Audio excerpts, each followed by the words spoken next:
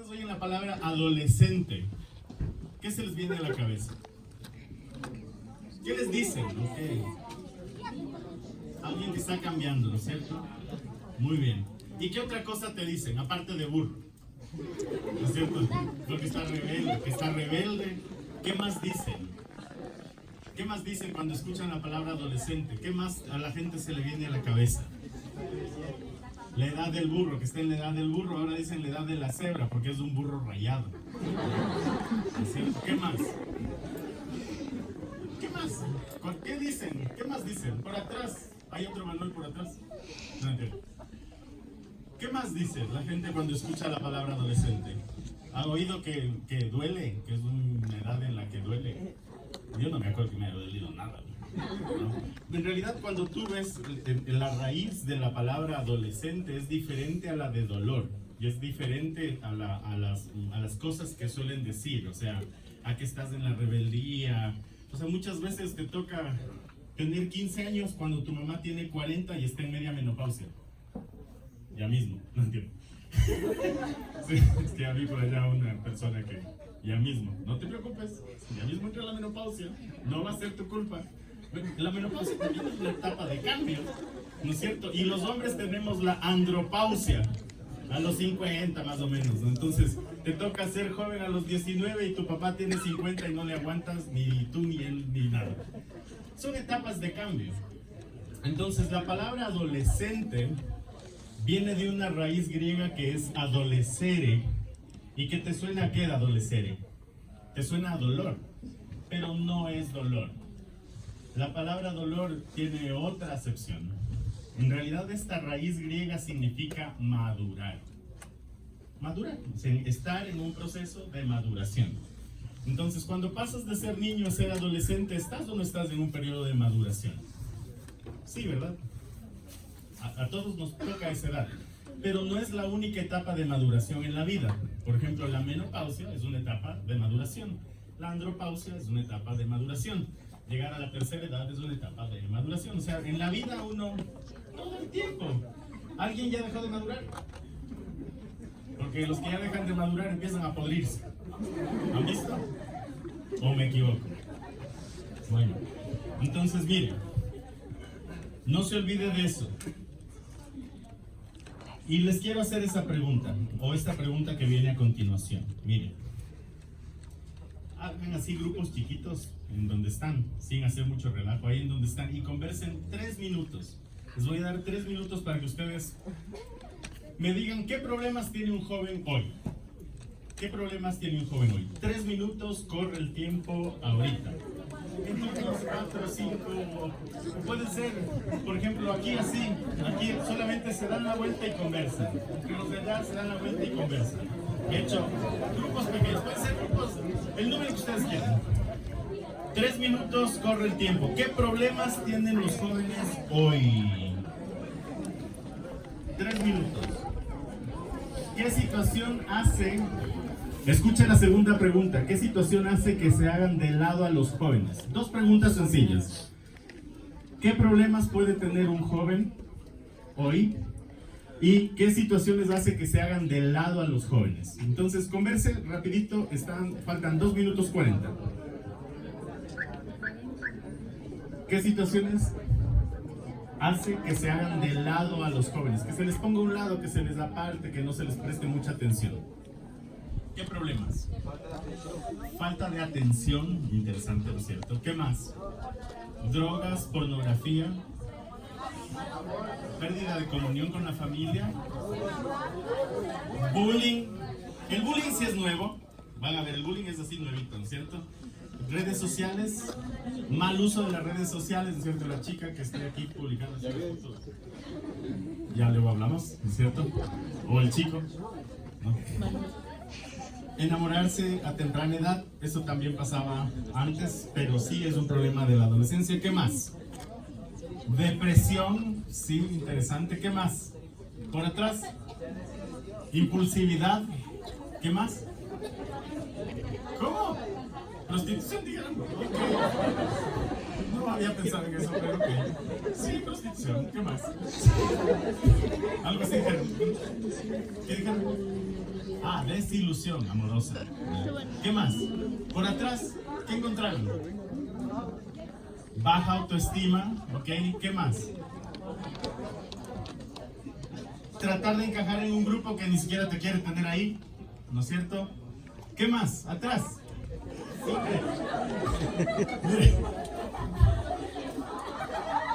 Quiero hacerles una pregunta extra a todo esto que hemos dicho. En este tema, todo, de la mayoría de cosas que dijimos, ¿son temas nuevos o son temas que ya había en la adolescencia? Ya había. Entonces, muchas veces, ¿cómo queremos verle al adolescente? Regreso una fotito y ¿así se visten todos los adolescentes? ¿Se visten así? ¿Cómo? Porque está bonito, dicen por aquí. No sé. La casa está bonita. Todos los jóvenes somos así, bien creyentes en el Señor y le seguimos a hacer. ¿Cuántos jóvenes serán así? Muchas veces parece que pocos, pero van a ver que no son tan pocos, ¿ya? Y parecería que todos los jóvenes podemos trabajar así, bien en unidad, ¿no es cierto? Pero en realidad, en base a las situaciones que hemos dicho, posiblemente eso que hemos dicho no es nuestra realidad, pero vemos que es algo que sí está sucediendo en el mundo hoy. ¿Sí o no? ¿Cuántos de ustedes tienen un amigo o una amiga que ya tiene su hijo? ¿Me explico? ¿Cuántos de esas personas que tuvieron hijos jóvenes siguen en la iglesia? ¿Una? ¿De cuántas manos teníamos levantadas? ¿Se acuerdan? ¿Cuántos tienen ustedes amigos que han estado o están en drogas? Levanten la mano. ¿Cuántos de esos amigos están en la iglesia? Pocos. ¿Ven cómo cada vez que les pregunto cuántos de esos están en la iglesia, las manos disminuyen? ¿Me explico? ¿Qué otras cosas decíamos? Desilusión. Bueno, eso es más fácil. No les voy a preguntar cuántos han tenido una desilusión. Tranquilos. Manden tranquilo. Alcoholismo. ¿Cuántos han estado en alcoholismo? Pues no de ustedes, sino a mí. ¿Cuántos de ustedes tienen amigos que están en alcoholismo? Levanten la mano. ¿Cuántos de esos están en la iglesia? Si es que están. Porque también hay gente que está alcohólica, y de hecho eso está bien, ¿me explico? ¿Por qué? Porque la iglesia no está hecha para los justos. ¿Cuántos de ustedes no son pecadores? Pobrecito el que levantó. Ok. ¿Cuántos de ustedes no son pecadores? Qué bueno, porque ¿qué dice la Biblia?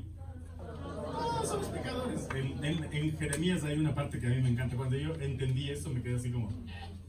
Dice que nuestras justicias son como trapos de inmundicia. Entonces, ¿qué es nuestra justicia? Como lo mejor que tú puedas hacer en la vida, ¿no es cierto? ¿Y qué es el trapo de inmundicia? El trapo de inmundicia para el judío, como antes no había Stay Free, o Carefree, o no sé, la toalla sanitaria, se ponían un trapito. Y ese trapito era el trapo de inmundicia. O sea... Y además no es que se cambiaban cada 2 horas, y como hay que hacerlo, ¿no? O sea, sino que se cambiaban cuando el trapito ya no servía, ¿no? Entonces, tu justicia es como un trapo de inmundicia. ¿Me explico? Esa es la justicia. El trapo de inmundicia también se usaba cuando los bebés estaban en pañales. O sea, no se llamaba pañal, se llamaba ¿qué? Trapo de inmundicia. ¿Alguna vez alguien ha visto hacer popó a un bebé? ¿No es cierto? Y se hacen popó hasta como por acá. Ese es el trapo también de inmundicia. ¿Me explico? Entonces, tu justicia es en la iglesia, ¿qué gente debería estar? ¿A qué gente deberíamos estar también atrayendo a la iglesia? ¿Cuántos amigos tuyos han estado o están en pandilla? ¿Cuántos de esos amigos están en la iglesia? ¿Me explico? Ahora, la iglesia, vamos a analizar algunas cosas que suceden ahora en el mundo y por qué la iglesia, nosotros como iglesia, o sea, posiblemente no estamos preparados para hacerlo ya. O sea, no es que, me voy a conseguir unos 20 alcohólicos y vamos a prepararse en la iglesia, porque a lo mejor terminamos todos chupando. Pero el punto es que la iglesia, nuestra iglesia, sí debería estar preparada para recibir gente de diferente tipo, ¿verdad? Parecería que los cristianos cada vez somos menos.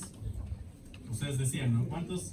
Y yo les preguntaba, ¿cuántos jóvenes ustedes ven sirviendo así en la iglesia? Y decían, pocos. Pero yo decía, también somos pocos, porque como iglesia, ¿qué estamos haciendo para atraer a los que están enfermos? ¿Qué hacemos?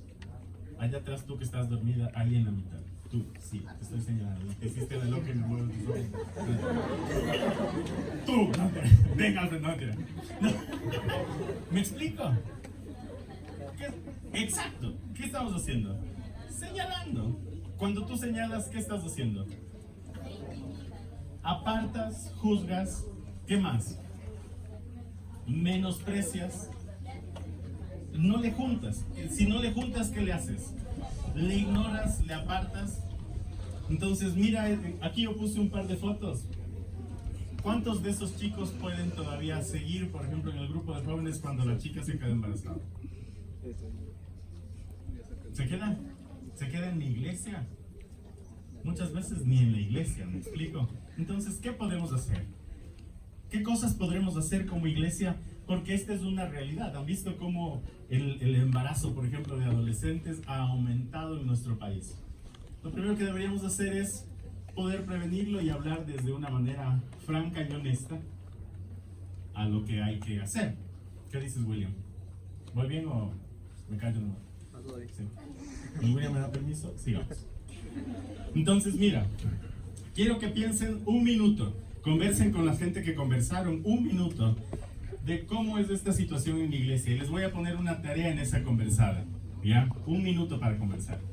¿Qué cosas que nosotros tenemos de sobra en la iglesia no había en la iglesia antigua? En la iglesia, en el modelo del tabernáculo, en el modelo de la iglesia que construyó Salomón, en el modelo de la iglesia en el que Jesús mandó sacando a los comerciantes del templo. Ayúdenme a ver qué no había en esa iglesia. He hecho un minuto para conversar, converse, rueda el tema. ¿No es cierto? Esta es una foto típica de la iglesia. Entonces, ¿cómo está la situación de nuestra iglesia hoy? ¿Cómo está? En general, el que quiera hablar. Hasta tú que te quedaste dormido. Patas arriba. ¿En qué sentido? Hay muchos sentidos. Por ejemplo, wow, mira, los jóvenes muchas veces estamos viviendo en la iglesia más por emoción que por pasión, por convicción, por decisión en el Señor. Interesante. ¿Qué más? ¿Cómo? ¿Qué más? Doctrina, ¿no es cierto? Ahí parece que hay 500,000 doctrinas, que el movimiento apostólico, que la prosperidad, que dice que... Entonces, ¿y qué dice la Biblia? ¿No es cierto? De hecho, una de las cosas que van a ver que les voy a retar mucho, a desafiar, no a retar, sino a desafiar a que hagamos es a volver a la raíz. ¿Cuál es nuestra raíz? La Biblia, ¿no es cierto? A buscar la sana doctrina. ¿Qué más? ¿Qué más? Comodidad. ¿Y qué dice la Biblia? ¿Te imaginas a Abraham ahí en su carpa, toda niñada, con 500 camellos afuera? ¿No? Así, güey. Abraham súper chévere ahí, salía, veía su estacionamiento de 500 camellos y de repente Dios le dice: ven a la tierra prometida a la que yo te llevaré. Y el man, ¿qué dice? Saca su Rolex de tiempo, ¿no es cierto? Ahí su Rolex, no sé cómo se dice, ¿no? Pero su reloj de tiempo dice: Señor, es que no dijo eso. ¿Qué dice la Biblia?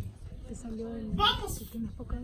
Vamos, no, gracias, vamos. O sea, dejó su posición cómoda por ir a una incomodidad de muchos años, pero llegó a la tierra prometida, ¿no? ¿Qué más?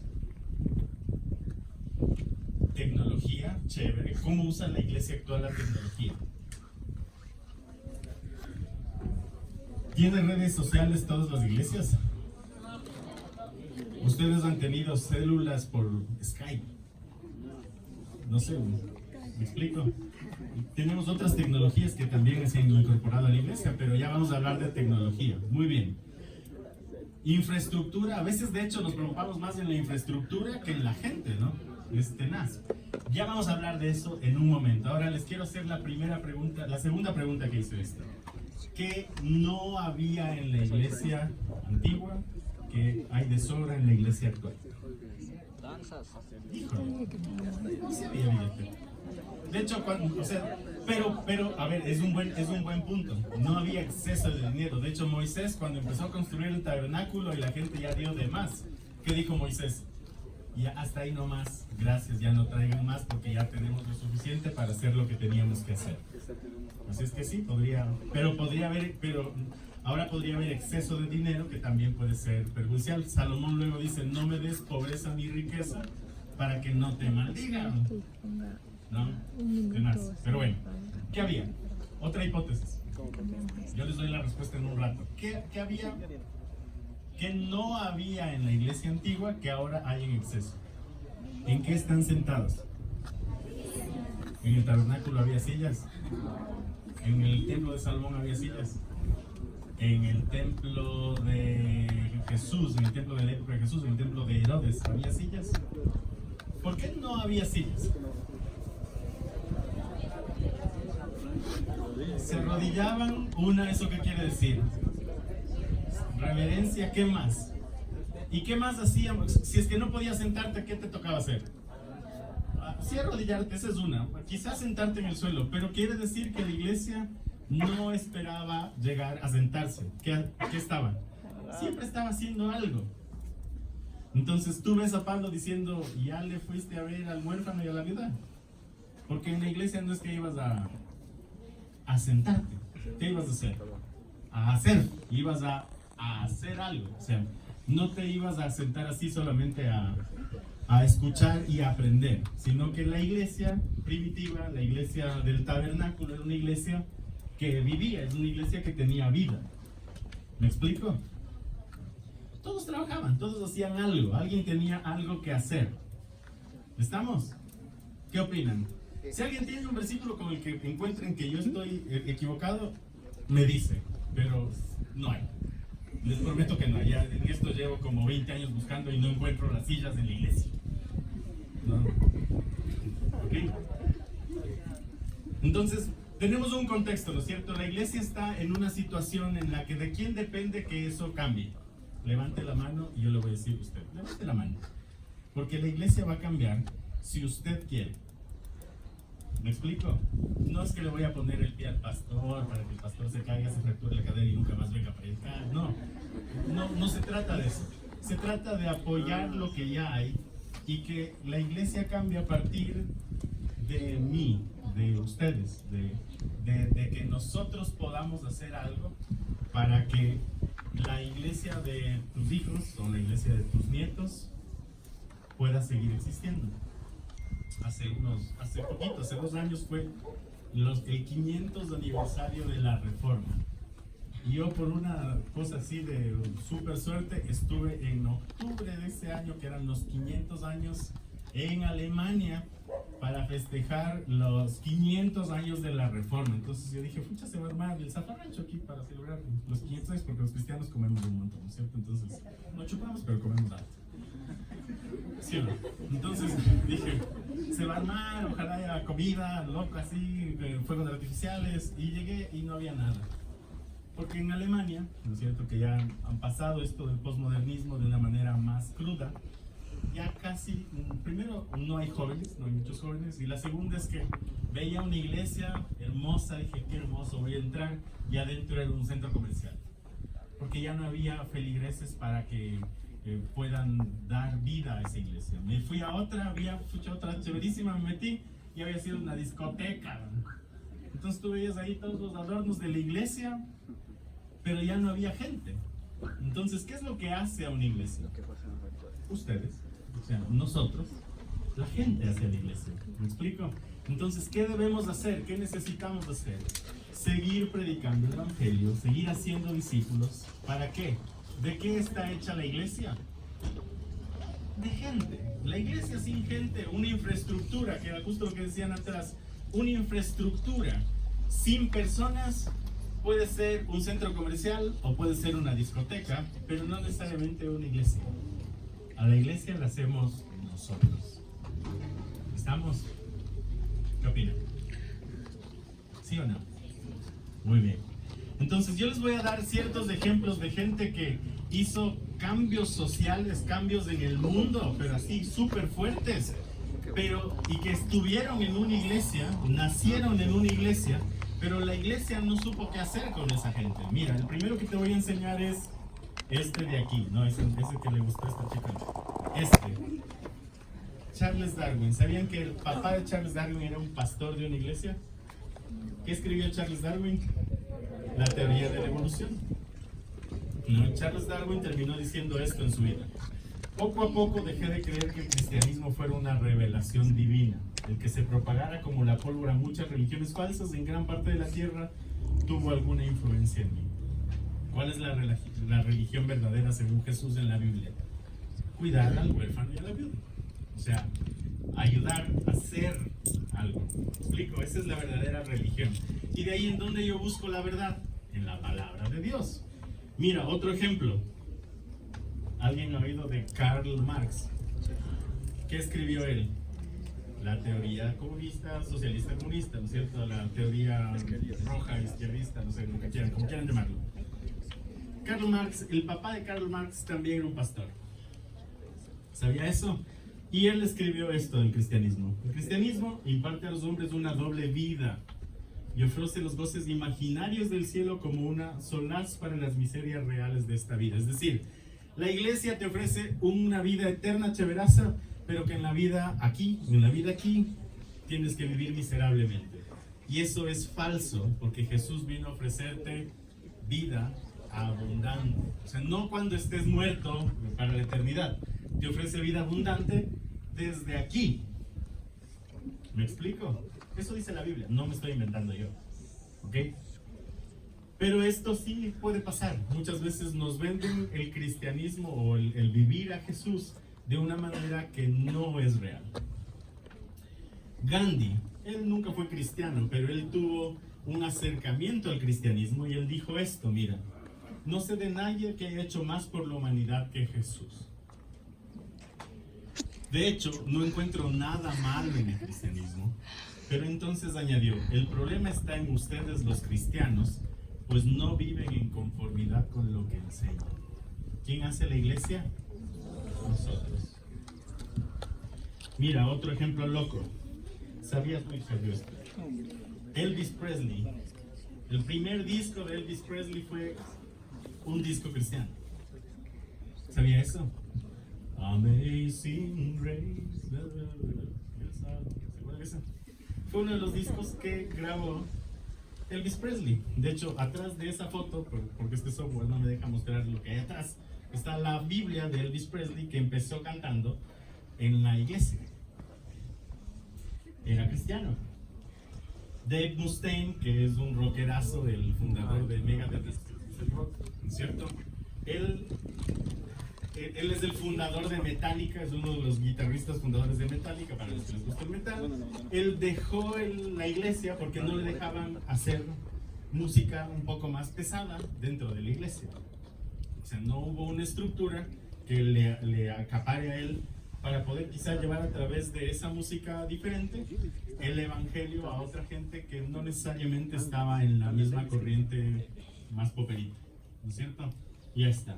Y ahora él volvió a los caminos del Señor hace unos 5 años y él dice, soy mucho más peligroso ahora que soy cristiano porque estoy armado con la verdad. Otros ejemplos, Katy Perry, el primer disco de Katy Perry fue cristiano. Justin Bieber iba a una iglesia, hasta hace poco iba a una Hillsong, de hecho, en Nueva York o algo así, contaban. Pablo Olivares, que todos ustedes han oído de Pablo Olivares. Aquí en Ecuador, no sé si han oído de Hugo Ferro. Él estudió en el Centro Cristiano de Comunicaciones, es el vocalista de Cacería de Lagartos. ¿Ah? Él también, él estudió en el Centro Cristiano de Comunicaciones de HCJB. ¿Ya? Entonces, ¿por qué les pongo estos ejemplos? pongo estos ejemplos. Era gente joven que estaba en la iglesia y se fue al mundo. ¿Y qué pasó? ¿Dejaron de ser influyentes? No, no, ¿verdad? ¿Cambiaron el mundo o han hecho alguna influencia en el contexto en el que ellos están? Sí. Pero para mal o para bien. No, o sea, me explico. Entonces, ¿qué están sacando ustedes de conclusión con esto? Les voy a pedir que se reúnan en sus grupos, así en los que conversaron. 3 minutos, ¿qué están obteniendo de esta conversación? 3 minutos, corre el tiempo ahora. Empecemos por atrás. Atrás, ¿qué conclusiones van sacando? En este lado de acá. ¿Qué conclusiones van sacando? ¿O qué cosas les llama la atención de esto que vamos conversando? Díganos. No le voy a comer la lengua, lo prometo. Falta de fundamentos, muy interesante, ¿no es cierto? Esa es una. ¿Qué más? Aquí en el centro atrás. Ustedes. Dilo. En voz alta, lo mismo que murmuraste. Dilo. Ah, no, ¿qué más? No te voy a comer la lengua hoy. Palabra. Dígalo. Que puede haber más emoción. Muy bien. ¿Qué más? En este lado, ¿alguien? ¿Alguien? ¿No? ¿Alguien? ¿Alguna conclusión? Dígale. Dígalo.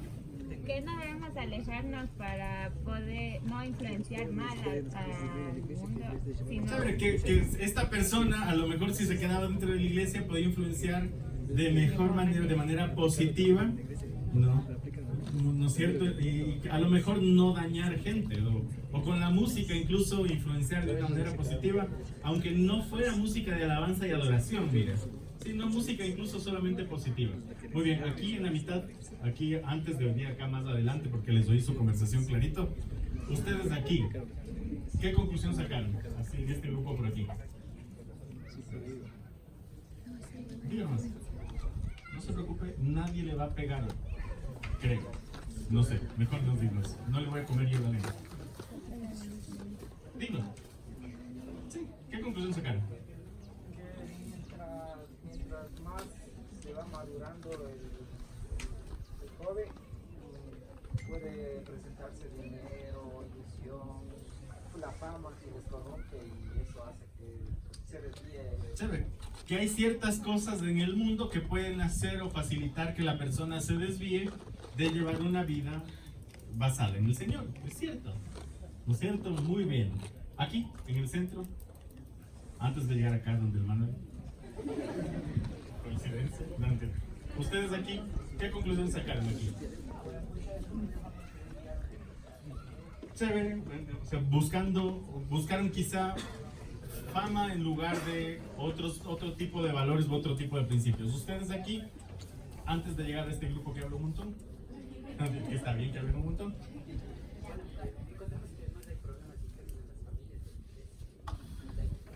Que puede ser, mira esto súper interesante, que puede ser que internamente en la iglesia puedan haber ciertos problemas que no ayudan a que la gente se quede cuando no piensan una sola verdad, o sea, cuando no se meten al camino, este es el camino de la iglesia, ¿no es cierto?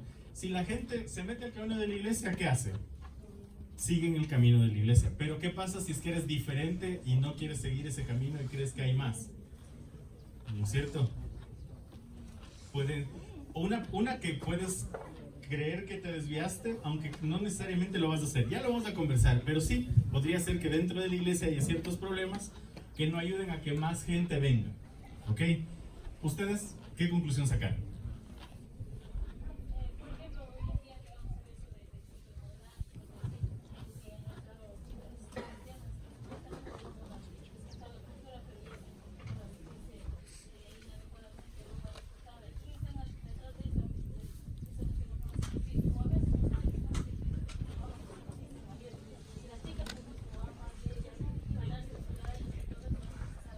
Sí, esto es interesante, o sea, has tratado de ser un modelo diferente, pero en la Biblia te dice algo súper interesante, te dice que nunca vayas solo, te dice que al menos vayas de dos, o sea, Si vas a querer cambiar el mundo, voy a cambiar la discoteca, voy a predicar en la discoteca.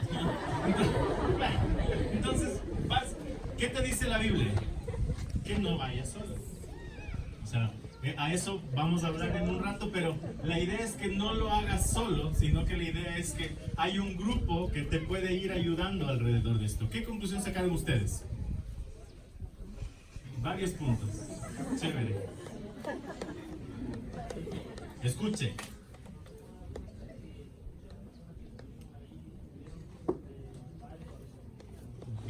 Muchos de la gente de los ejemplos tenían familiares cristianos, ¿no?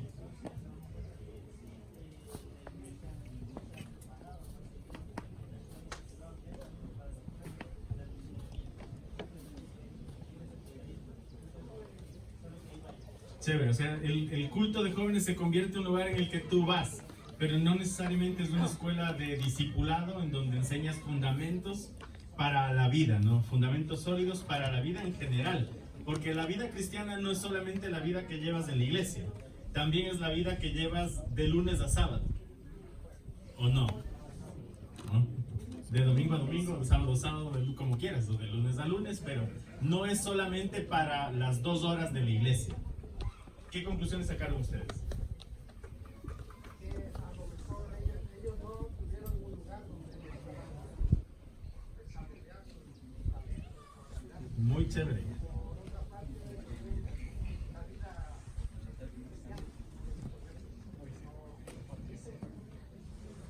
Chévere. Acaban de decir algo tenaz. Posiblemente no tuvieron un espacio para desarrollar esa arte o esa ciencia que ellos querían desarrollar dentro de la iglesia. Muy interesante. Muy bien. Entonces, si ustedes ven acá, mire aquí adelante. Ahorita eso solo era la introducción. No entiendo. Vamos a hablar 4 horas más, no entiendo. Yo ya no ojalá hablar mucho más. Por eso les hago que ustedes hablen también con el siguiente ustedes.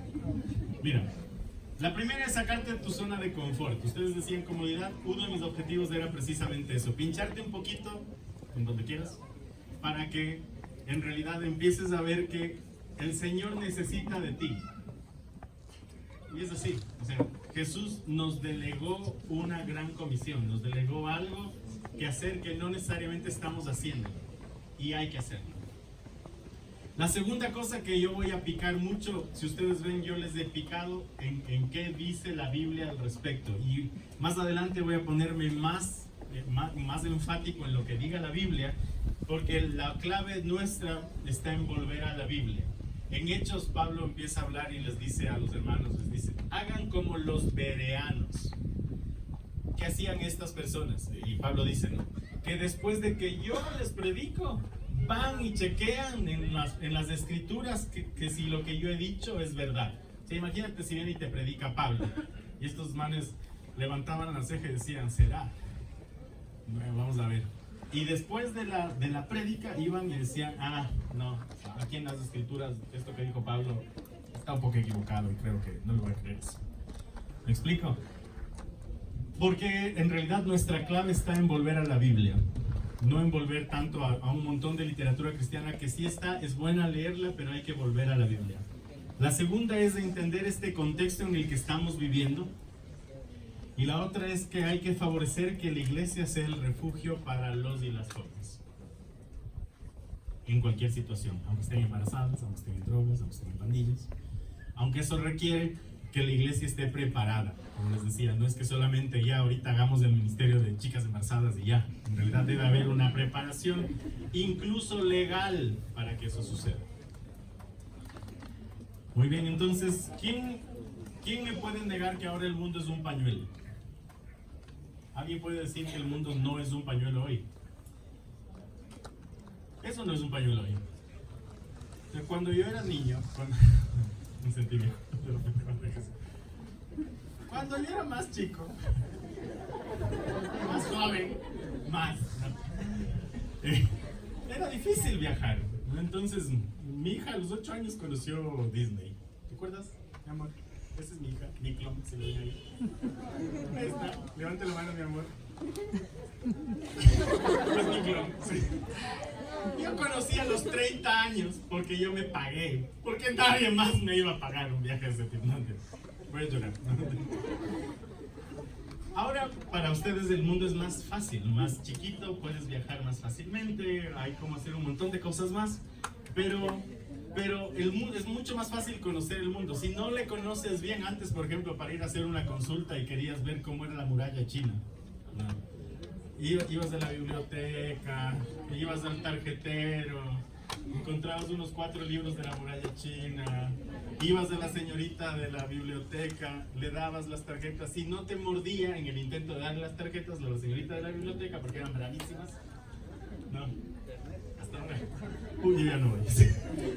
Me libré. Entonces de ese rato te daban el libro y generalmente ibas con 4 tarjetas y solo había un libro disponible.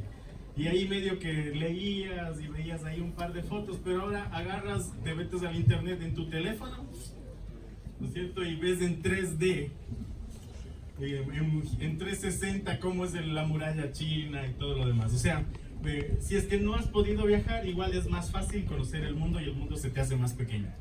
¿Cuántos de ustedes no tienen un amigo gringo? Aunque sea en el Facebook, aunque sea en el Facebook. ¿Me explico? O sea, no necesariamente así, pero antes tener un amigo gringo era como una cosa rara. Si veías un suco ojiclaro, otro suco ojiclaro, no tú, Víctor. Nadie le voy a pagar.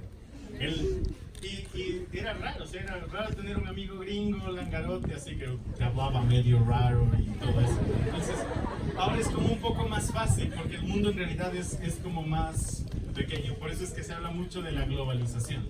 Se habla de que tú, aquí en Riobamba, en Ecuador, te pareces más a un chico japonés de lo que tú te pareces a tus papás.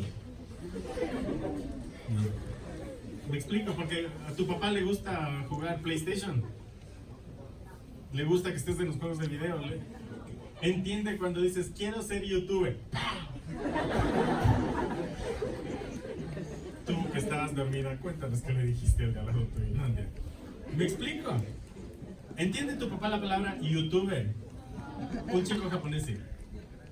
¿Me explico? O sea, te puedes parecer más a alguien que no está en el mismo contexto tuyo, porque el mundo también es un pañuelo. O sea, antes se formaba la adolescencia en Riobamba, posiblemente era diferente a la adolescencia de Quito y posiblemente era diferente a la adolescencia de Guayaquil. Y así, pero ahora la adolescencia es como más parecida, más así como estandarizada y todos están así como ustedes. ¿Me explico? Entonces, esto se debe a esto de la globalización.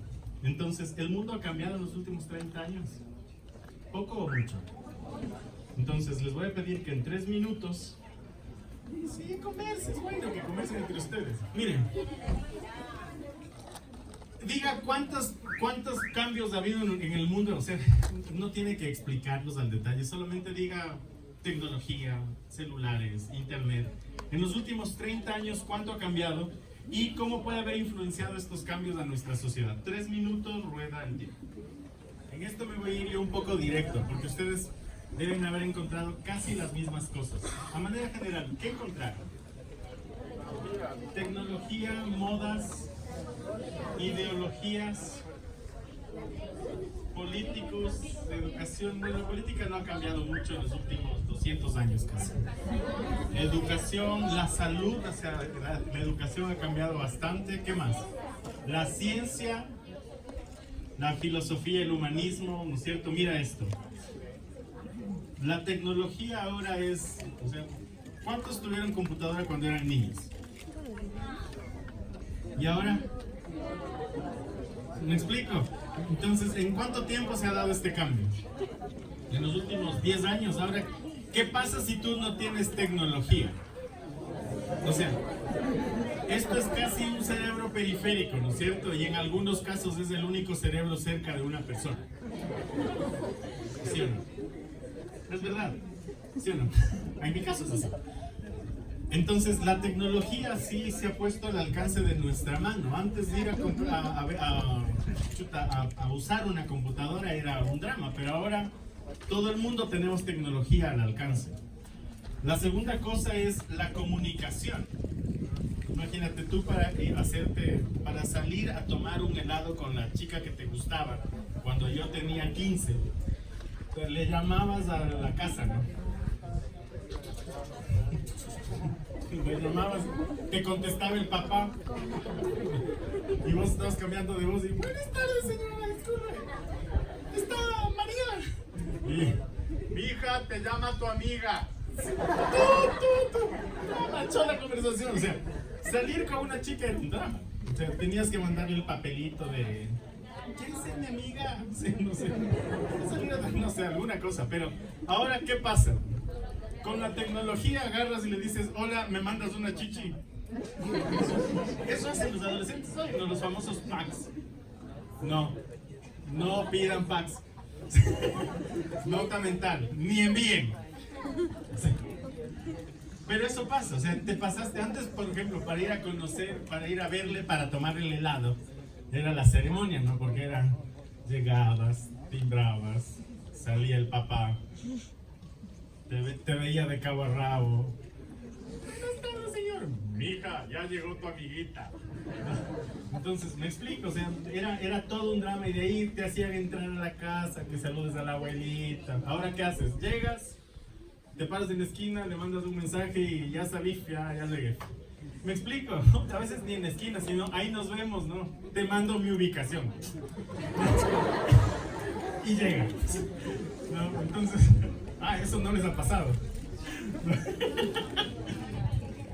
Vamos a hacer otro taller para... ¿Me explico? Entonces, la forma de comunicarte ha cambiado. ¿Ya? Esto incluso ha tenido una influencia. Ustedes decían hace un rato, por ejemplo, pornografía. Antes, para ver pornografía era un drama porque tenían que comprar la revista. Ahora los guandas se meten a la computadora de la casa y están, me explico, o sea, sí es una situación que ha hecho que puedas tener también ciertas adicciones más fácilmente. La red social se ha convertido también en una adicción. Hay gente que está más en la red social que socializando con la gente. Entonces, la comunicación sí ha hecho que haya cambios en nuestra tecnología. Mira, ahí está la penetración. En azul ustedes pueden ver los países que usan Facebook, ¿no? En rosado, Orkut, en tomate, Ozone, que es Asia, es una red social para Asia.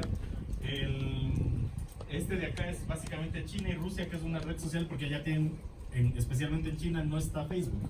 Entonces, si tú ves, el mundo está plagado de alguna red social en el contexto en el que esté. Entonces, ya está.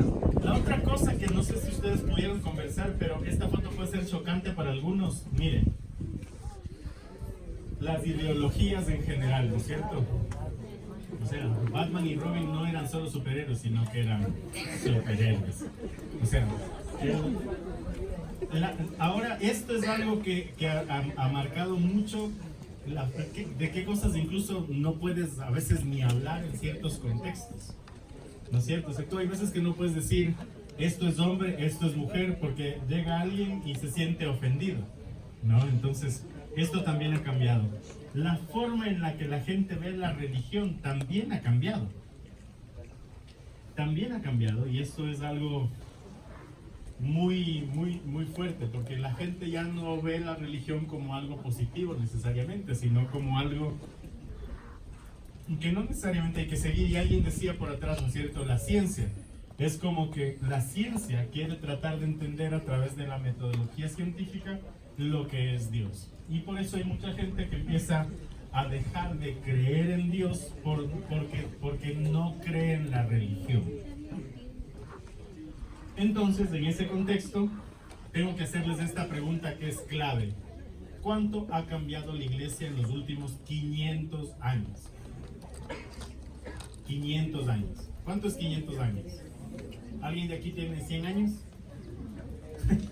Por ahí levantó bien la mano. ¿Alguien tiene 500 años? ¿Cuánto es 500 años? O sea, ¿tu abuelita vivía hace 500 años? ¿Alguien le conoce a la bisabuela? ¿La bisabuelita tiene 500 años? No, o sea, 500 años es tu tatarabuelo. ¿Cuánto ha cambiado la iglesia en los 500 años? ¿Ha cambiado? ¿Cambió o no cambió? ¿Sí? ¿Qué ha cambiado? ¿Hace 500 años se reunían en iglesias con sillas? Sí, ya se reunían en iglesias con sillas. ¿Hoy tienen sillas las iglesias? Sí. ¿Una sola persona predicaba al frente hace 500 años? Sí, ahora una sola persona predica al frente. ¿Había música hace 500 años en la iglesia? Sí, los órganos y los coros. ¿Y ahora qué tenemos? Música en la iglesia. O sea, ¿ha cambiado la iglesia en los últimos 500 años? ¿Ha cambiado? ¿Cuántos pastores había hace 500 años en una iglesia? Pero sí había un grupo pastoral, ¿no es cierto? Y ahora también. Puede haber un poco más, pero hay un grupo pastoral. Entonces, ¿cuánto ha cambiado la iglesia en los últimos 500 años? ¿Cuánto? ¿Ha cambiado? ¿El mundo ha cambiado en los últimos 30? ¿Qué tiene que hacer la iglesia? Bajarse el update. ¿Cómo? ¿Cómo te bajas el update de la Biblia? ¿Me explico? O sea, necesitamos que la iglesia haga un update. ¿Cómo se llama este tiempo? ¿Cómo se llamaba? El William ya me dijo, pero ustedes también deberían saberlo. ¿Cómo se llama este tiempo de este congreso? Sí, pero en todo el congreso, para ustedes, ¿cómo se llama? La iglesia en el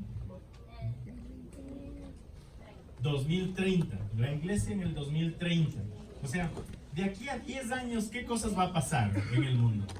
Va a haber más tecnología. ¿Cuánto van a cambiar los celulares? ¿La comunicación va a ser personalizada? ¿Será? ¿Las redes sociales van a seguir creciendo posiblemente? ¿Va a haber mucha sociabilización? Quizá no. O sea, ¿qué debemos hacer nosotros como iglesia? ¿Qué debemos hacer? ¿Qué debemos hacer? Utilizar las herramientas que están en el mundo, ¿pero para qué? Para el bien, para seguir haciendo que las cosas funcionen. Entonces, mira, esta es una iglesia que se construyó en los años 1000, esta es una iglesia que se construyó en los años 1500, y si la gente construye una iglesia hoy, también la sigue haciendo en algún contexto similar. Quiero enseñarles algo extra. Y quiero hablar de esto del posmodernismo. ¿Ha cambiado la cultura en la que vivimos? Sí, ha cambiado. Y ha cambiado mucho, porque antes nosotros vivíamos en una cultura modernista, ¿no es cierto? Y ahora vivimos en una cultura posmodernista. En estos 500 años, hemos vivido 500 años en la cultura modernista, pero ahora la gente, desde más o menos 1960, empieza a vivir en la cultura posmodernista. Eso hará que la iglesia tenga que cambiar. Ahora, ¿quién no cambia? Dios no cambia, pero la iglesia, ¿qué debe hacer? Cumplir una misión. ¿Y qué dice? ¿Cuál es la gran comisión? Ir y hacer discípulos, ¿en dónde? A todos los confines de la tierra, ¿no es cierto? Entonces eso quiere decir que no importa la cultura va a cambiar, pero nosotros necesitamos seguir llevando y haciendo discípulos en cualquier cultura en la que estemos. Para entenderlo mejor, el modernismo es una cultura de raciocinio. Por ejemplo, cuando tu mamá te dice, piensa, ¿qué te está diciendo? ¿Alguna vez te han dicho? ¿Qué pasó, no es cierto? A mí también, todo el tiempo, tranquilo. ¿Te han dicho alguna vez que no pienses con la barriga? ¿Te han dicho? ¿Con qué debes pensar? Con la cabeza. ¿Eso es parte de qué? Del modernismo, ¿no es cierto? Porque la cultura modernista, ¿qué es lo que busca? Mira, aquí está. La importancia de qué? De la razón, del razonamiento, de que tú razones. Pero en cambio, en el posmodernismo, lo más importante es la vivencia, la experiencia ocupa la posición suprema. Entonces, ¿ya viviste eso? O sea, la emoción que te da una experiencia. Entonces, acá te decían qué razones, qué piensas. De hecho, aquí te decían, pienso, luego existo. Acá en el posmodernismo te dicen, existe, luego piensa. Entonces, solo hazlo. ¿Me explico? ¿Han visto eso? Solo hazlo y luego ya verás que si es que era bueno o era malo. Entonces, el modernismo no es algo, como cultura no es algo negativo. ¿Cuál es el problema? Que el modernismo busca el hombre de bien. ¿No es cierto? ¿Qué te decían que debes ser cuando seas grande? Cuando seas grande, ¿qué debes ser? Un hombre de bien. ¿Y qué era ser un hombre de bien? Pelo corto, ternito, corbata, trabajo estable, esposa, 2 hijos, perro, casa, carro. Eso era ser el hombre de bien. Entonces de repente en ese ser el hombre de bien, te divorciabas y se acabó el hombre de bien. No podías tener hijos y se acabó el hombre de bien. Se acabó la mujer de bien. Entonces había solamente una forma de ser un hombre de bien. ¿Me explico? ¿Cómo, para dónde tenías que caminar para ser victorioso, para tener éxito? Hacia adelante, hacia adelante y generalmente hacia arriba. Porque para atrás, ¿qué te decían? Para atrás, ni para tomar viada. ¿No es cierto? ¿Hacia dónde tenías que caminar? Hacia adelante. En cambio, en el postmodernismo, ¿qué te dicen? Que hay un hombre de bien aquí. Aquí no hay un hombre de bien. Aquí lo que busca es ¿qué busca aquí? Que haya un hombre de derechos. Tú no tienes derecho a tratarme así. ¿Me explico? Entonces, aquí en el modernismo hablan de valores, ¿no es cierto? ¿Cuáles son los valores tradicionales de este modernismo? Respeto, ¿qué más? Honestidad. La igualdad está más en el posmodernismo, la equidad. Aquí, la responsabilidad, no seas un vago irresponsable. Si eres vago irresponsable, ya no eres un hombre de bien, ¿no es cierto? Lealtad, ¿qué más? Solidaridad. Y en cambio en el posmodernismo ya no hablas de valores, hablas de ¿qué? De derechos. ¿Me explico? Tienes derechos sexuales y reproductivos del adolescente. ¿Han oído? Tienes derechos humanos. ¿Qué más? ¿A qué más tienes derecho? ¿Tienes derecho a que te peguen? ¿Qué dicen? Ahora los niños así pequeños, ¿qué dicen? Tú no tienes derecho, voy a denunciarte. ¿Me explico? O sea, en el postmodernismo empezamos a vivir el mundo de los derechos. Entonces, en el yo, a preocuparme del ego, no solamente del yo. Y aquí empiezan a crecer ideologías. Esto es más complejo. Pero entonces, por ejemplo, cuando nosotros hablamos del valor virginidad, ¿me explico? ¿En dónde está el valor virginidad? En el modernismo. Entonces, la estadística, esto va a sonar fuerte para ustedes, pero la estadística dice que el 40% de ustedes ya han tenido relaciones sexuales. Porque eso dice la estadística en Ecuador. ¿Me explico? Eso dice la estadística. En teoría en la iglesia debería ser diferente. En teoría, ¿ya? Pero acá no deberíamos hablar del valor virginidad. Ya van a ver por qué. Sino de un principio bíblico. Aquí es un valor, el valor cultural. Entonces los valores cambian de acuerdo a la cultura. Entonces, por ejemplo, yo te digo, ¿cuánto costará este control remoto? ¿Cuánto costará? 3, no, se ha de costar más. ¿Cuánto cuesta? Díganme un precio. 20, digamos 20. Ya, esto aquí en Riobamba. ¿Cuánto costará esto en Quito? 25, porque ahí todo es caro. En Guayaquil, que te llega directo, depende si es robado hasta en 3. Casi me pegan por allá. 5. Entonces, ¿viste cómo cambió el valor de acuerdo a la cultura? ¿Cuánto cuesta esto en Galápagos? 50, porque ahí hay que importar, ya todo es más caro. ¿Y cuánto te costará esto en Estados Unidos? Ahí sí consigues en 3. ¿Me explico? ¿Y cuánto te costará esto en Arabia Saudita? ¿Me explico? O sea, cambia el valor de acuerdo a la cultura. Ahora, ¿qué es lo que busca en el postmodernismo cuando empiezan a hablar de derechos? Te hablan de derechos sexuales y reproductivos. Entonces, por ejemplo, los derechos, aquí te hablan de derecho a qué. Tienes derecho a iniciar tu vida sexual. Tienes derecho a quedar embarazada. Tienes derecho a que si te quedas embarazada nadie te excluya de ningún lugar. Entonces, ese derecho tienes. Ahorita quieren incluso dar derecho al aborto, ¿no es cierto? Entonces, ¿ese qué pasa? En Quito, ¿cómo se aplica ese derecho? De la misma manera. En Riobamba, de la misma manera. En Guayaquil, de la misma manera. En Galápagos, de la misma manera. Entonces, el problema del valor es que puede cambiar de acuerdo a la cultura. ¿Me explico? El derecho muchas veces se mantiene estable. Aunque como es un derecho, la gente también busca cómo no cumplirlo, cómo manipularlo. Porque una de las cosas a las que deberías tener derecho es derecho a no querer empezar también tu vida sexual. ¿Me explico? Muy bien. Pero a esto, ¿cómo tú puedes responder como cristiano a esto? Porque es un cambio de cultura. ¿Me explico? Estás hablando o sea, cuando nosotros, a veces desde la iglesia modernista, que no ha cambiado en 500 años, queremos hablar desde el valor y le decimos, es que la virginidad. Y le dices eso a un joven posmodernista que te dice, pero yo tengo derecho a tirar, man. Eso te está diciendo, ¿sí o no? ¿Me equivoqué o no me equivoqué? Tiene derecho, en esta cultura posmodernista tiene derecho a hacerlo. ¿Cómo respondes tú como cristiano? ¿Cómo puedes responder tú como cristiano? ¿Y cómo le exhortas? ¿Cómo? ¿Cómo puedes hacerlo además en amor? Porque la exhortación debe ser en amor.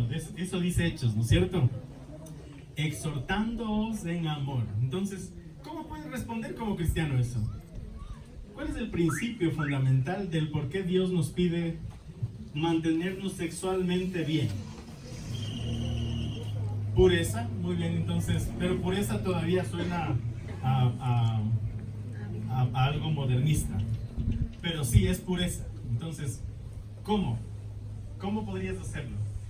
¿Cuál es el principio bíblico clave dentro de todo esto? ¿Cuál es el principio bíblico? Sí es la obediencia, pero tiene que ver con la pureza. La santidad suena más espiritual. ¿Cómo puedes decirle eso?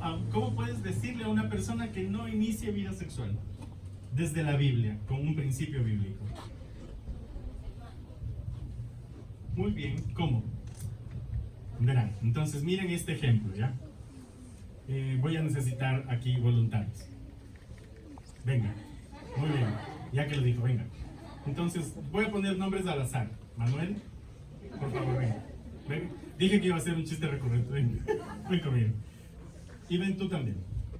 Entonces, Manuel, venga Manuel. Mira el principio de pureza. Entonces está Manuel, ven al frente, no me ven a mí. Está Manuel, que conoce a Manuela. Salió sin esfuerzo y no lo planeó así, pero bueno. Entonces Manuel en algún punto de la vida inicia vida sexual con Manuela. Venga. Pero tú no sabes del pasado sexual de la gente. O sea, la única forma de conocer el pasado sexual de la gente, ¿cómo es? ¿Ah? Cuando no tiene pasado sexual. ¿Me explico? Entonces mira, no se haga la loca, venga acá atrás. Entonces, aquí atrás de Manuel. Manuel en su pasado sexual tuvo una pareja sexual extra. Solo póngale la mano en el hombro así. Solo la mano, sin pegarle. Ah, ya entendí, ahorita hay una correlación. No le cojas el hombro. Solo así, topa el codo así con el codo así y entendemos todo lo demás. Usted sí ponga la mano en el hombro, usted no le va a pegar. Ya. Entonces, ¿Manuela conocía el pasado sexual de Manuel? No. Entonces, si tú ves así, parece que no se ve muy maluco, ¿no es cierto? Entonces, el Manuel, un chico tranquilo, no ha tenido mayor problema. Ven, por favor. Ven, sí. Pero María, la ex de Manuel, me había tenido a Mari. Entonces, sí, ahí, acérquese, no le tope el hombro porque luego puede haber problemas. Y Mario y María habían hecho de las suyas. ¿Ya?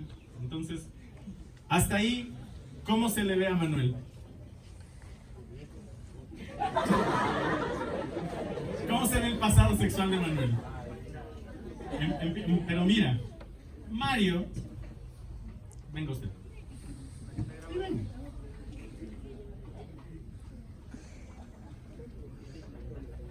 Sí. Mario había conocido a Carla en su pasado. Póngase acá atrás del Mario. No, es que no le puedo decir Josefino al hombre. Es más fácil decirle Carlos. Entonces, de hecho, ven, Carlos. Ven, Carlos, ven. Entonces, Carla le había conocido a a Mario, y Mario había hecho de las suyas con Carla. Entonces, ¿cómo se ve el pasado de Manuel ahora? Y Carlitos no había sido ninguna bendición de Dios. Póngase al lado de Carla. Porque Carlitos había conocido a Marco.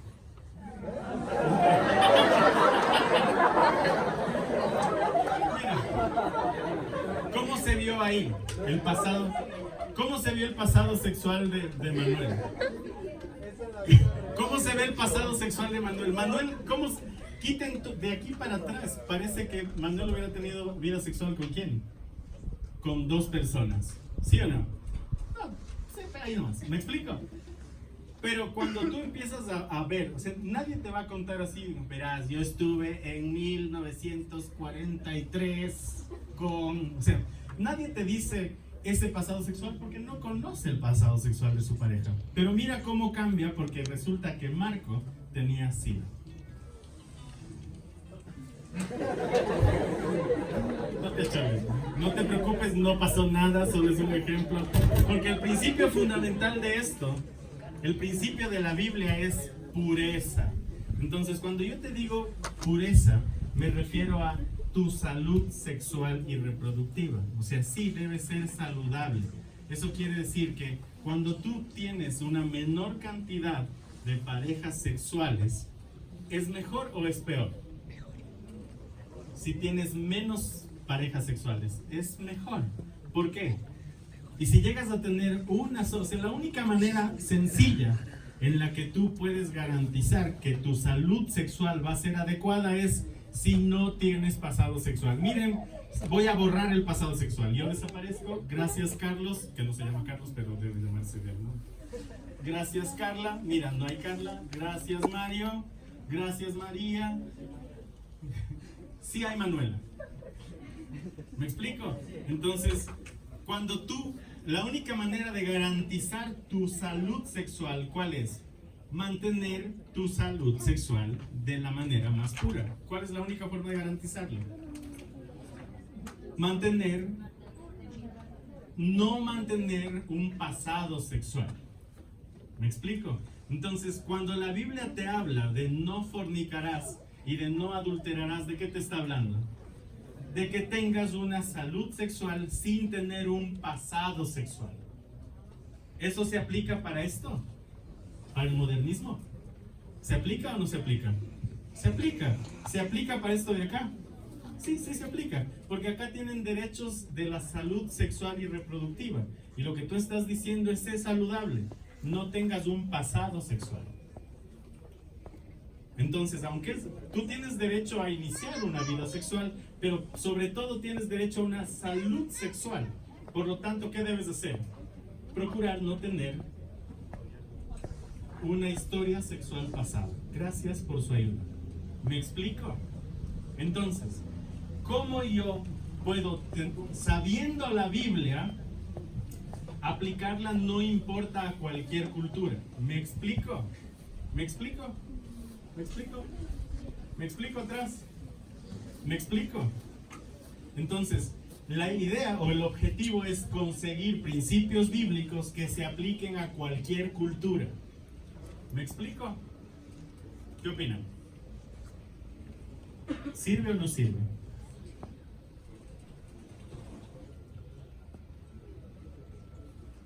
Entonces, aquí voy al modelo bíblico para no perder el rumbo. Porque parece que el mundo sigue yéndose hacia dónde. ¿Hacia dónde va el mundo? Hacia lo peor, ¿no es cierto? ¿Hacia dónde parece que camina el mundo? Hacia la perdición. ¿Tiene que seguir hacia allá? No necesariamente. Entonces, lo primero que yo les voy a preguntar, ¿cuánto tiempo tengo? ¿Es cuánto tiempo tengo? Sí, termino en minutos. Lo primero que te voy a preguntar es esto. ¿En qué Dios crees tú? ¿En qué Dios crees tú? Hay una cosa que yo aprendí cuando estaba de médico misionero, ¿no es cierto? Imagínate, estaba en África. ¿Cómo hablas con esta gente de Dios? ¿Cómo hablas? Hay una cosa que yo aprendí, que hay un Dios que trasciende la cultura, porque rápidamente habla su Biblia en Hebreos 13:8. ¿Qué dice Hebreos 13:8? La primera persona que lo tenga, que lo lea, por favor.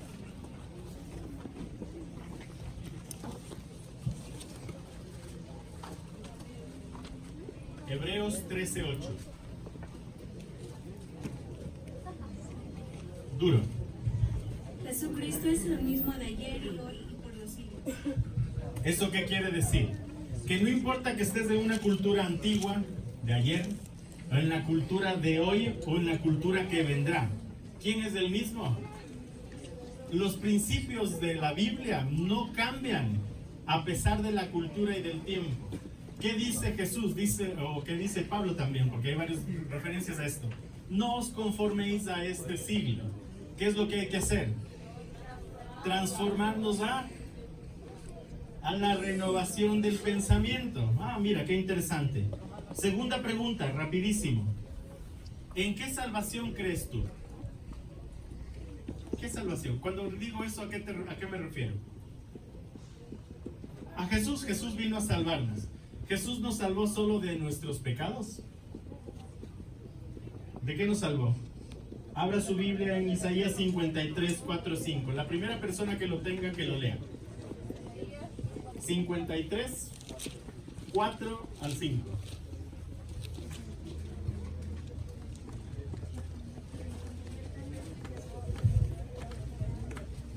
Isaías 53, del 4 al 5. Ciertamente llevó él nuestras enfermedades y sufrió nuestros dolores, y nosotros le tuvimos por azotados, por herido de Dios y abatido. Mas él herido fue por nuestras rebeliones, molido por nuestros pecados. El castigo de nuestra paz fue sobre él. Repitamos. Ahora más lento, yo te voy a ir haciendo pausas, ¿ya? Desde el 4. Ciertamente llevó él nuestras enfermedades. Enfermedades. ¿Ok? La salvación es de la enfermedad. 1. ¿Qué más? Y sufrió nuestros dolores. ¿Qué más? Dolor. Sufrió nuestro dolor. ¿Qué más? Y nosotros le tuvimos por azotado, Nosotros le tuvimos, síguelo por favor. por herido de Dios y abatido. Muy bien, sigamos. Mas él herido fue por nuestras Herido rebeliones. fue por nuestras rebeliones. La rebelión es social. ¿No es cierto? ¿Qué más?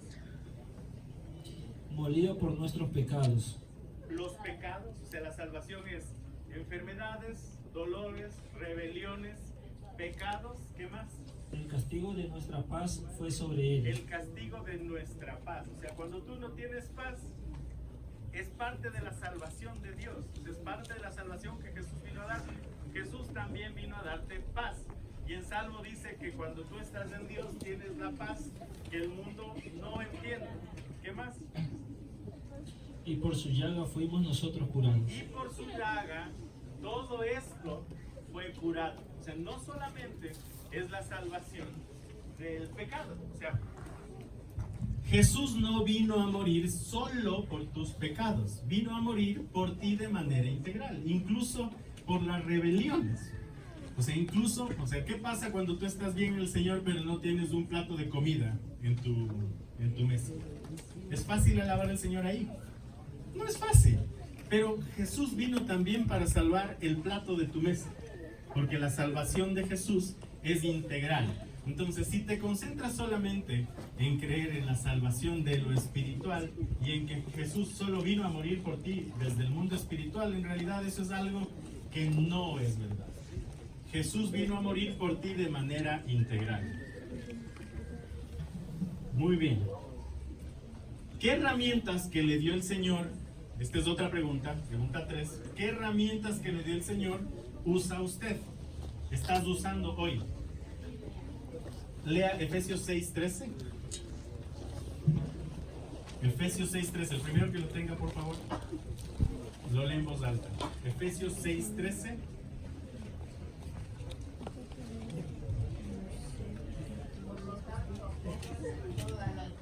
las piezas de la armadura de Dios para poder resistir al enemigo en el tiempo de mal. Así después de la batalla todavía seguirán de pie firmes. Muy bien, entonces, ¿qué herramientas tiene? La armadura de Dios. ¿Qué es la armadura de Dios? Oh, no se ve bien esta. ¿Quién es la salvación? Dice el casco de la salvación, la coraza de justicia, ¿no es cierto? Dice el cinturón de la verdad, la espada del Espíritu y el calzado del Evangelio y el escudo de la fe. ¿Quién es la salvación? ¿Quién es la justicia? ¿Quién es la verdad y la vida? ¿Quién es el motivo de nuestra fe? ¿De quién habla la espada del Espíritu, que es la palabra de Dios? De Jesús. ¿Quién es el Evangelio? O sea, ¿a quién hay que parecerse? A Jesús. Y cuando tú haces referencia a todo esto de lo que dice acá abajo, que dice del casco de la salvación, que dice aquí, autoimagen mental positiva. O sea, cuando te dice el casco de la salvación, quiere decirte, piensa como Jesús pensaría. Pues, tú debes pensar de ti como Jesús piensa de ti. ¿Cómo piensa Jesús de ti? ¿Qué piensa Jesús de ti? ¿Le importa tu pecado a Jesús? No, porque Él ya se lo llevó. ¿Le importa lo que tú eres a Jesús? Sí, le importa mucho y quiere tu futuro. ¿Me explico? Entonces, cuando habla del casco de la salvación, habla de cómo tú estás pensando alrededor de tu vida. Mira abajo. El escudo de la fe es saber que el Señor, a pesar de ti, esto suena chistoso, pero a pesar de ti el Señor va a conceder las peticiones de tu corazón, si tú estás en el Señor. El Evangelio de la paz habla de la paz social y familiar. Cuando tú estás en el Señor, ¿la vida familiar mejora o empeora? Generalmente mejora. No digo que siempre, pero generalmente mejora. Cuando habla de la coraza de justicia, habla del equilibrio personal. Cuando habla del cinto de la verdad, habla del cuidado del cuerpo. Hay un montón de referencias en la Biblia al respecto de esto. Y en la espada del Espíritu sí habla del conocimiento bíblico. ¿Cómo se defendió Jesús cuando el diablo le tentaba? Con versículos, con la palabra de Dios. ¿Ok? Entonces yo esto quiero terminar. Alguien que por favor abra su Biblia en 2 de Timoteo 3, 13 al 17.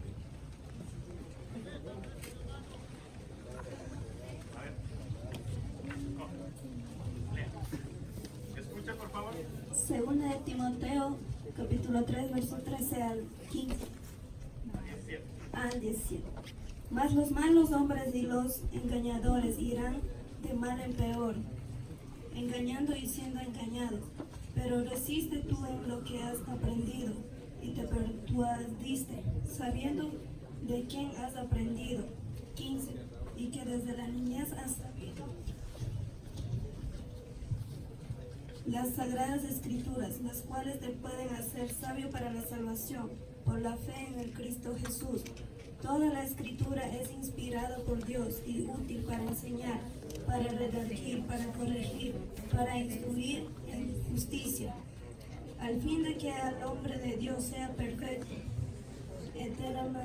enteramente preparado para toda buena obra. Entonces, ¿qué te dice el primer versículo, el 13? El 13 que dice, aunque el mundo parezca que se va a peor, ¿no es cierto? O sea, más los hombres y los engañadores irán de mal en peor. ¿Cómo va a ir el mundo posiblemente? De mal en peor.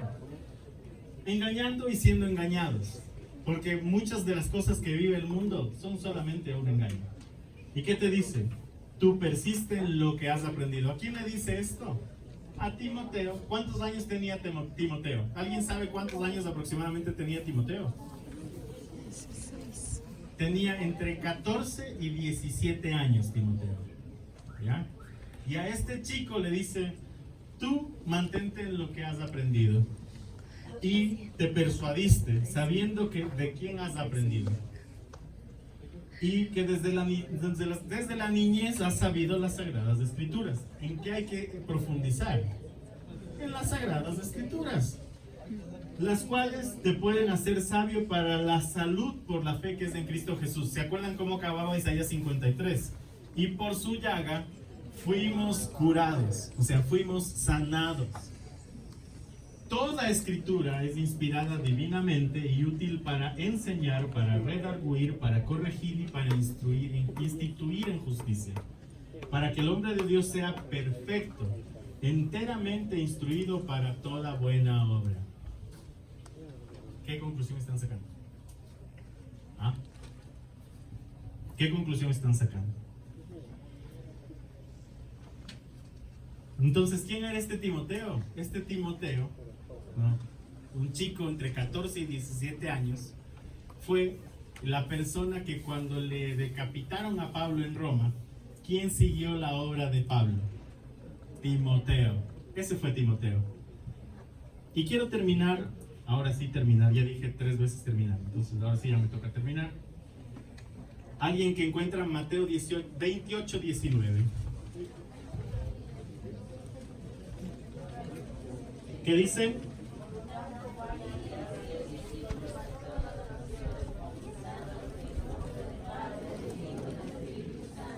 Dice solo evangelizar. ¿Qué dice?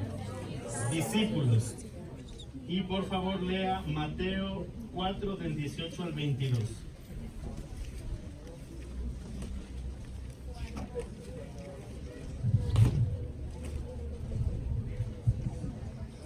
Andando Jesús junto al mar de Galilea, vio a 2 hermanos, Simón llamado Pedro y Andrés su hermano, que echaban la red en el mar, porque eran pescadores. Y les dijo: venid en pos de mí, y os haré pescadores de hombres. Ellos, entonces, dejando al instante las redes, le siguieron. Pasando de allí, vio a otros 2 hermanos, Jacobo, hijo de Zebedeo, y Juan, su hermano, en la barca con Zebedeo, su padre, que remendaban sus redes, y los llamó. Muy bien.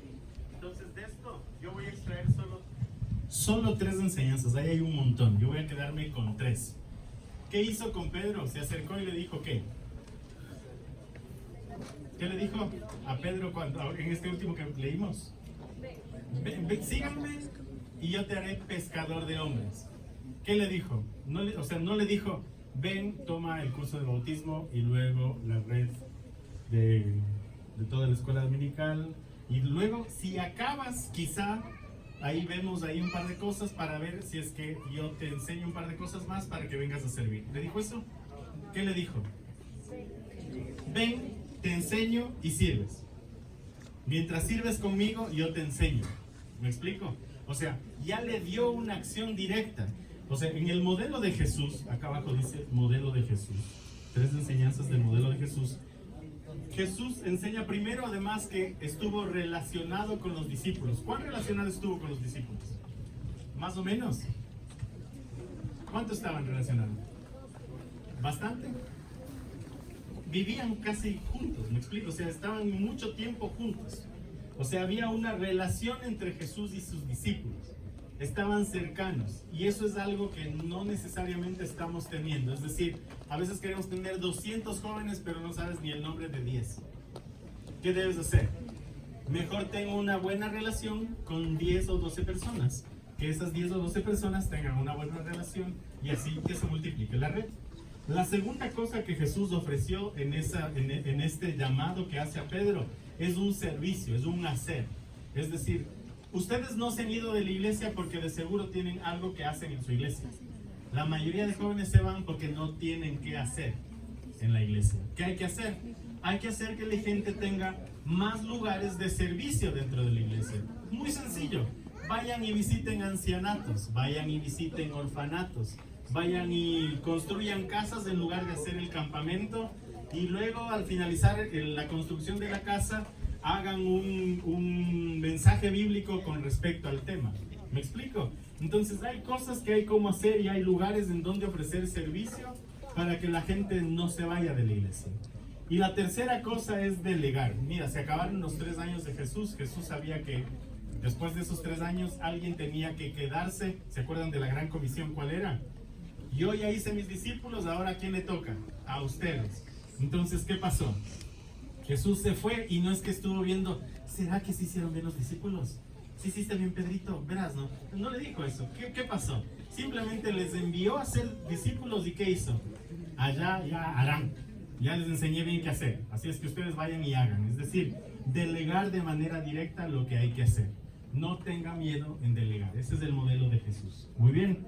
Gracias por este tiempo. Y el William, ¿dónde está? ¿O quién tiene que tomar el micrófono? Ahí está el William. Gracias y feliz Navidad.